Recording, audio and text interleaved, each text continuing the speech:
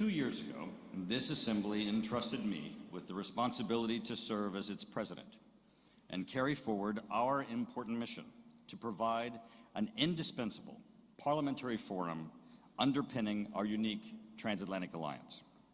I truly believe that we are all better parliamentarians and legislators as a result of the information that we receive at these meetings and as a result of our shared dialogue that permits each of us to better understand the issues that we are jointly facing and our varied perspectives on these issues. I took office as the world was still reeling from the profound shocks of 2014.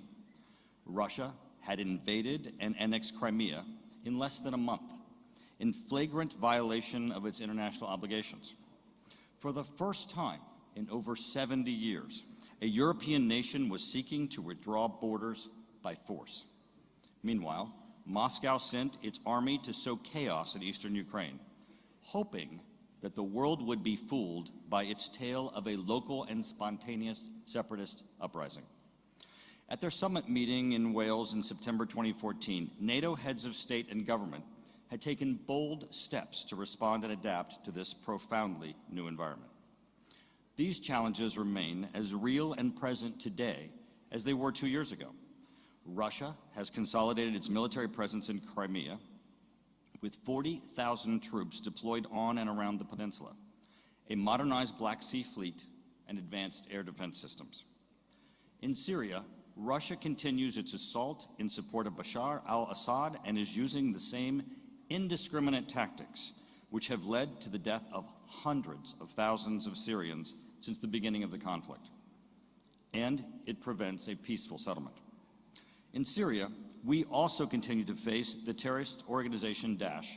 Daesh holds ground in Iraq and Syria, and its malicious ideology has resulted in terrorist atrocities in our own cities. Daesh is also establishing new strongholds in Yemen, Libya, and Afghanistan. The conflict in Syria and the presence of Daesh has resulted in a humanitarian and refugee crisis for NATO allies and our partners. NATO has risen to these challenges. In just 2 years, the alliance has gone through an extensive transformation and launched further important measures at the summit of NATO heads of state and government this summer in Warsaw. NATO allies have contributed to deployments and exercises aimed at reassuring those nations bordering Russia. NATO has established 8 small headquarters along its eastern flank, tripled the size of its rapid response force, and created a spearhead force able to deploy within days. In Warsaw, Allied leaders announced the deployment in 2017 of 4 multinational battalions in the Baltic states and in Poland, and the activation of a multinational brigade in Romania. Furthermore, they revised NATO's nuclear posture to respond to Moscow's open nuclear threats. In Warsaw, NATO took additional steps to address security threats emanating from its southern flank. We have expanded our mission to train Iraqi security personnel. NATO is now providing aerial surveillance to the international coalition fighting Daesh. We have also enhanced our maritime counterterrorism missions in the Mediterranean, working hand in hand with our EU partners. Last but not least, allies have demonstrated that they are prepared to underwrite this transformation by allocating more resources to their defense. Our Assembly supported many of these measures from the very beginning and restated them in a resolution we passed at our spring session in Tirana. I was honored to present our recommendations to the Allied heads of state and government in Warsaw. However, I remain convinced that we should go farther. During my term as president, we set 3 priorities. First, to give ourselves the means to deter Russia. In other words, ensuring Russia's threats and intimidation would be met with a united front, so that it would never have cause to believe that it could act on those threats with impunity. I have published for this session a report entitled Deterring to Defend, NATO after the Warsaw Summit, calling on NATO to reaffirm our deterrence mission. We must further strengthen NATO's deterrent by increasing the number of NATO troops deployed in the Baltic states, Poland, and Romania, pre-positioning more equipment and investing in the infrastructure that will enable and accelerate reinforcements. Our second priority was to stress the importance of reinvesting in our defense and better share the burden among us. Or put differently, demonstrating our transatlantic solidarity, not just in words, but in deeds. We must also continue to reverse past cuts in our defense budgets and to reduce imbalances between allies. And we must invest in the core and new capabilities which will ensure that NATO remains an unrivaled military with a technological edge.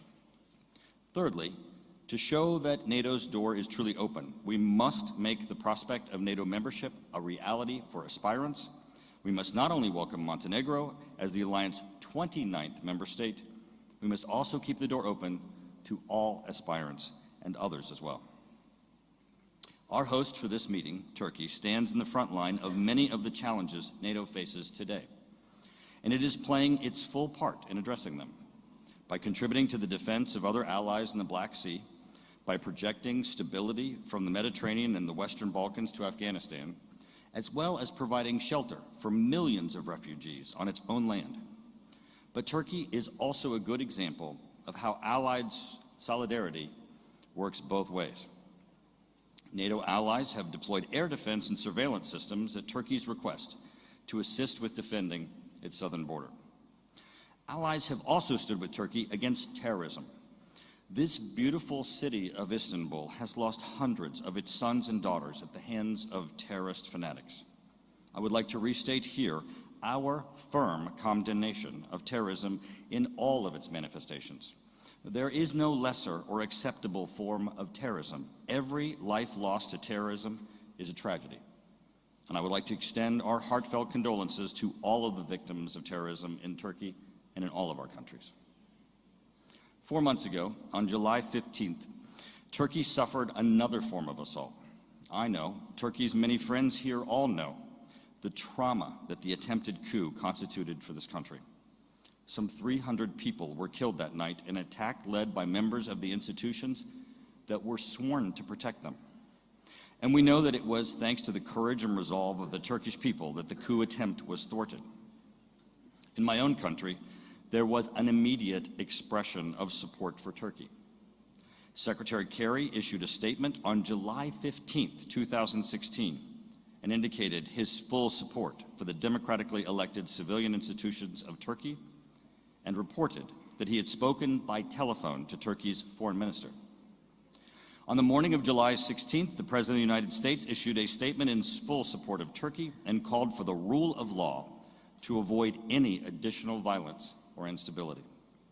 The Speaker of the United States House of Representatives additionally expressed his support for Turkey, and as President of the NATO Parliamentary Assembly, I issued a statement on behalf of all of the delegates of our Assembly in support of Turkey's democratic institutions and people on July 16th. President-elect Paolo Ali and Secretary General David Hobbs conveyed their support in person when they attended the Democracy and Solidarity Summit hosted by Speaker Karaman in September.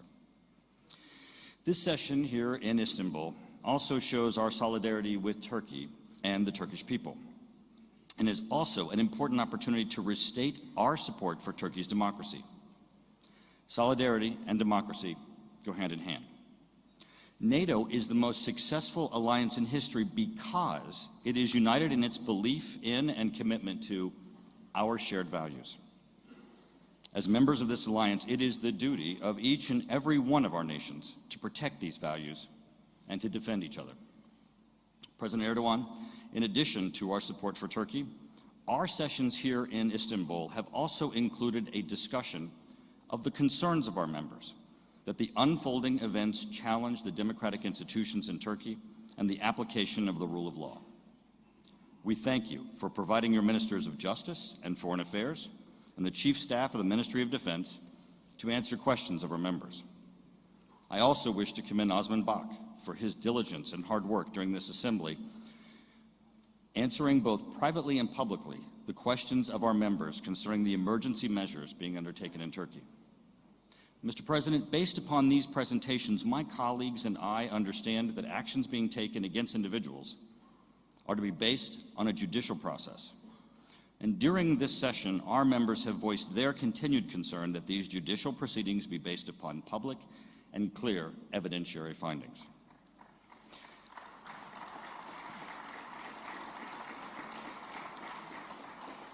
President Erdogan, it is also my understanding that you have spoken with United States President-elect Donald Trump, and that your subsequent statements indicated a commitment from Mr. Trump and yourself to strengthen our country's relations.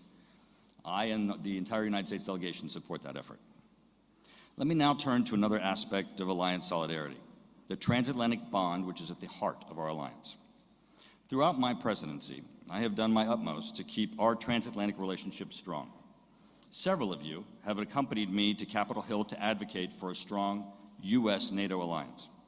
This effort, which began under my predecessor, Hugh Bailey, has resulted in a new appreciation of NATO for my U.S. colleagues. Over the past 4 years, we have met key leaders of the House majority, the leadership of the Foreign Affairs and Armed Services Committee, some of the most ardent supporters of NATO, as well as some of the leading skeptics.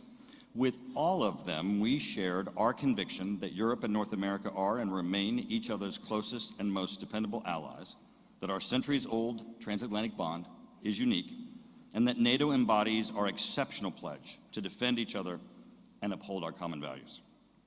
I will continue to make the case for NATO in the United States, as will your friends in the United States delegation, but we will only succeed if we can count on all of you to do the same within your own governments and constituencies.